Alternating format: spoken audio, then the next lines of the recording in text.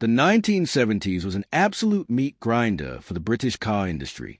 The country was buried under a mountain of runaway inflation.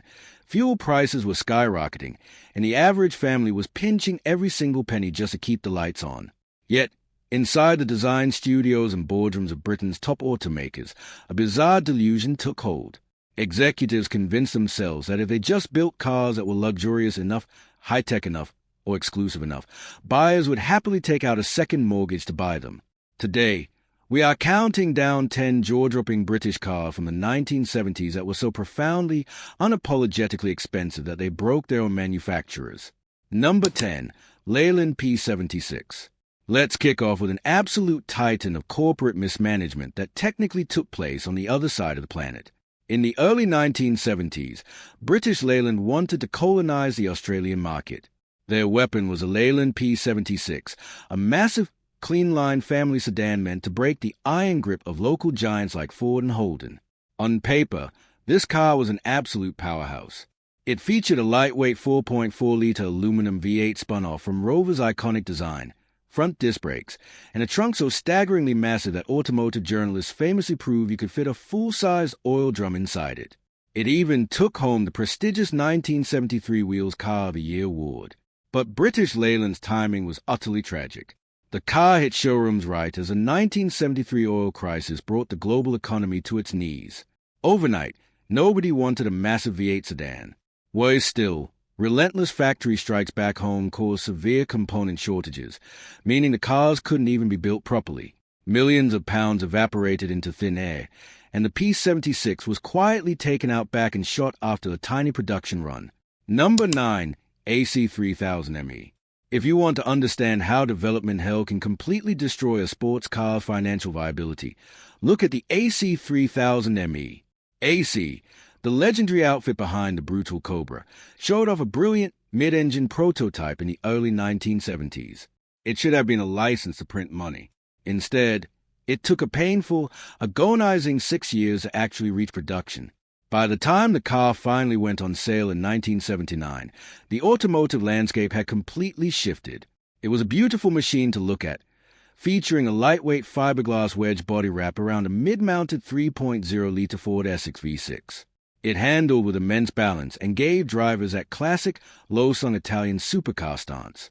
But those 6 years of delays meant inflation had driven the final retail price into the stratosphere. When buyers walked into showrooms in 1979, they realized this parts bin AC cost the exact same money as a brand-new Porsche 924 or an established Lotus. Buyers flatly refused to pay exotic supercar money for a vehicle running a standard Ford sedan engine, leaving the 3000ME to die a quiet, incredibly rare death. Number 8. Rover P6 3500 VIP.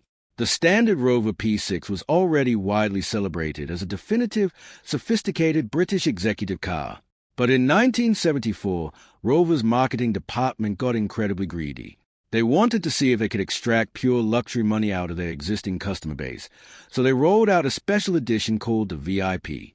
Mechanically, it was identical to the standard car, running the exact same 3.5-liter Rover V8. But they absolutely plastered it with optional extras. We are talking full-scale air conditioning, plush velour seats that felt like a living room sofa, upgraded transistor radios, heavy-duty sound insulation, and a fashionable vinyl roof. It was an incredibly quiet, refined cruiser aimed directly at executives who didn't want to look too flashy in a Mercedes. But the price tag was completely unjustifiable. Rover asked for a massive financial premium over the standard P6 for what amounted to some extra carpet and a vinyl roof. Amid a brutal mid-70s recession, executives looked at the price tag, looked at their bank accounts, and completely walked away. Number 7. Triumph Stag. Triumph built the Stag with a single, clear target in its crosshairs, the legendary Mercedes-Benz SL. They hired Italian master Giovanni Michelotti to style it, and he delivered a gorgeous Grand Tourer with a built-in structural T-bar roof that gave it an incredibly elite, continental presence. Triumph wanted to prove they were a top-tier engineering house, so instead of using a mass-produced engine, they spent millions developing a bespoke 3.0-liter V8. When it worked, it was pure bliss, unleashing a beautiful, rich exhaust note and effortless highway passing power for 4 adults.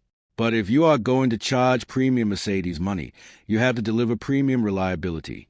Instead, the Stag Bespoke V8 turned out to be a complete mechanical nightmare.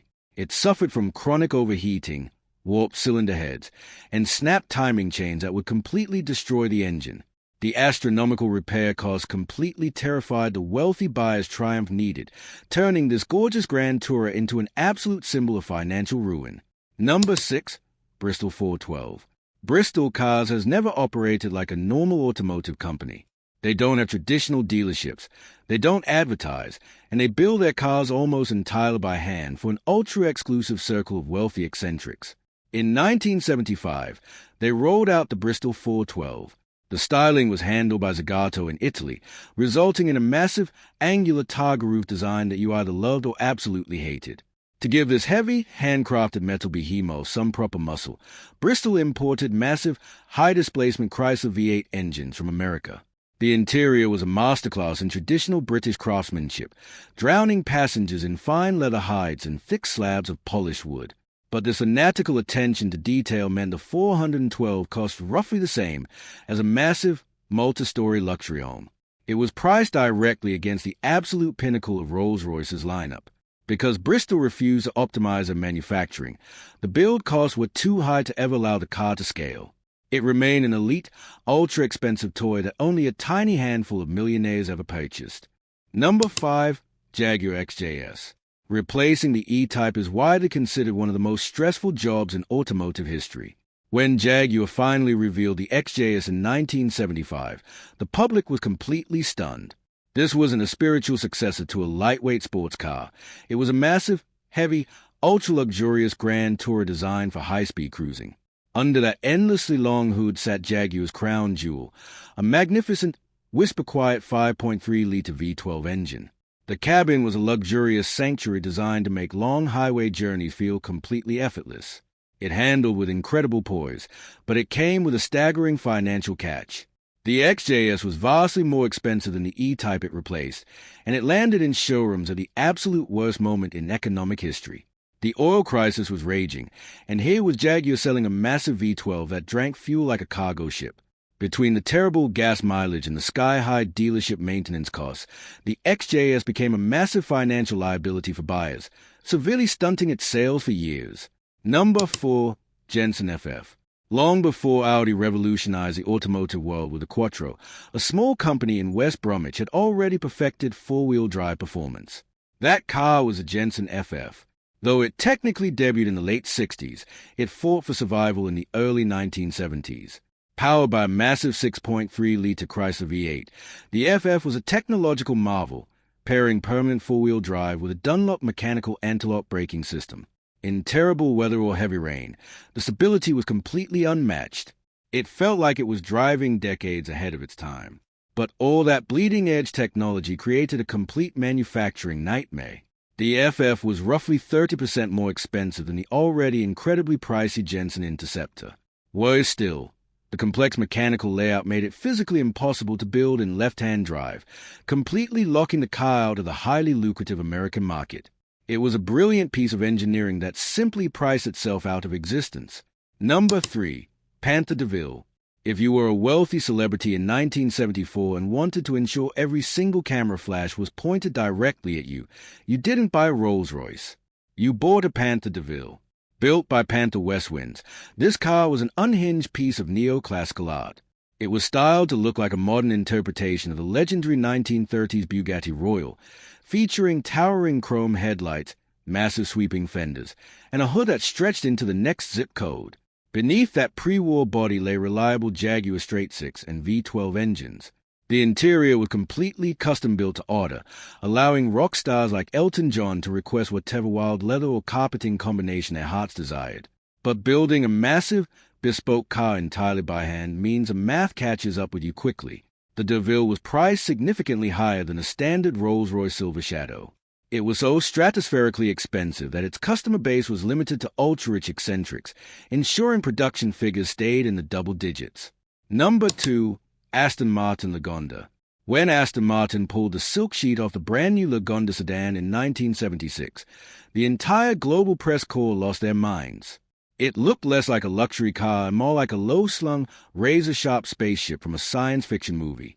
Underneath that incredibly low wedge profile lived Aston's high-performance 5.3-liter V8. But the real madness was on the inside. Aston Martin attempted to build the world's first car controlled entirely by digital computer screens and touch-sensitive electronic panels. It was an incredibly brave, wildly ambitious leap into the digital age. But that extreme ambition broke the company's finances. The development costs for the computer system spiraled completely out of control, driving the final price tag into the stratosphere. To make matters worse, the 1970s microchips were notoriously unreliable, meaning the expensive digital dashboards would regularly blank out or fail completely. It became one of the most expensive automotive gambles in history, a brilliant, space-age idea completely undermined by its own price and complexity. Number 1. Monica 560. Taking our absolute number 1 spot is a ghost story of automotive history. The Monica 560 was engineered in the early 1970s with a singular, hyper-ambitious goal: destroy Rolls-Royce and Mercedes-Benz to become the absolute greatest luxury sedan on Earth. While the project was financed by a French industrialist, the brain trust behind the car was strictly British. The advanced racing chassis was engineered by Chris Lawrence in England, and it was powered by a roaring 5.6-liter Chrysler V8. The cabin was an absolute masterpiece of handcrafted leather, custom woodwork, and sheer, unadulterated executive luxury. It had all the ingredients of a masterpiece. But the timing could not have been more catastrophic. The Monica launched in 1974, precisely as the oil crisis annihilated the global market for high-end luxury V8s. With skyrocketing inflation driving production costs through the roof, the company simply couldn't sell enough cars to recover their massive development debts. The company collapsed almost immediately, leaving only a tiny handful of these magnificent machines in existence. Ultimately, these 10 vehicles prove that pure engineering brilliance and unmatched luxury don't mean a thing if the economic timing is wrong and the price tag is impossible to justify. Which of these ultra-expensive 70s missteps do you think deserve to succeed? Drop a comment below, smash that subscribe button, and we will see you in the next video.